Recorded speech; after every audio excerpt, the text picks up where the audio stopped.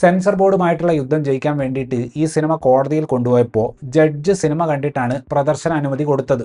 സത്യം പറഞ്ഞാൽ സെൻസർ ബോർഡിലുള്ളവർ ആ ജഡ്ജിനെ കണ്ടുപഠിക്കണം. ഈ സിനിമയുടെ രണ്ടാം പകുതിയിൽ കാര്യങ്ങൾ നടക്കുന്നത് കോടതിയിലാണ്.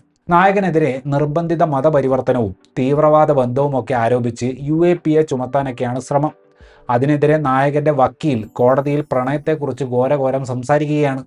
അതിൻ്റെ കൂടെ ജഡ്ജിന് ഈ വിഷയത്തിൽ പ്രധാനപ്പെട്ട കേസുകളിൽ വന്നിട്ടുള്ള വിധികളെക്കുറിച്ച് ക്ലാസ്സും എടുത്തു കൊടുക്കുന്നുണ്ട്. അയാൾ ഒരു ജഡ്ജിയാണ്. ഇന്ത്യയിൽ നടക്കുന്ന പ്രധാനപ്പെട്ട കേസുകളെക്കുറിച്ച് അദ്ദേഹത്തിന് എന്തായാലും ഒരു ധാരണയുണ്ടാകും. പടം കാണാൻ വന്ന സാധാരണക്കാരായിട്ടുള്ള ആളുകൾക്ക് ഫേക്കായിട്ടുള്ള ലവ് ജിഹാദ് കേസുകളുടെ സത്യാവസ്ഥ പറഞ്ഞു കൊടുക്കുക എന്നതാണ് നിഷാദ് കോയ ഉദ്ദേശിക്കുന്നത്. പക്ഷേ അതിനുവേണ്ടി ഈ ജഡ്ജിനെ ഒരുമാതിരി കോടതി വിട്ട് വീട്ടിൽ പോയാൽ ചുമ്മാ ബിഗ് ബോസ് കണ്ടിരിക്കുന്ന ഒരാളാക്കി മാറ്റി. ഞാൻ പറഞ്ഞു വരുന്നത്, ഇങ്ങനെ സ്വന്തം ജോലിയെ പച്ചയ്ക്ക് അപമാനിച്ച ഒരു സിനിമയ്ക്ക് ഒരു ജഡ്ജ് പ്രദർശനാനുമതി കൊടുത്തു എന്ന് മനസ്സിലാക്കിയപ്പോൾ കുറച്ചു ദിവസം മുന്നേ ചെറുതായിട്ട് നഷ്ടപ്പെട്ട നീതിന്യായ വ്യവസ്ഥയിലെ വിശ്വാസം ചെറുതായിട്ടൊന്ന് തിരിച്ചു കിട്ടി.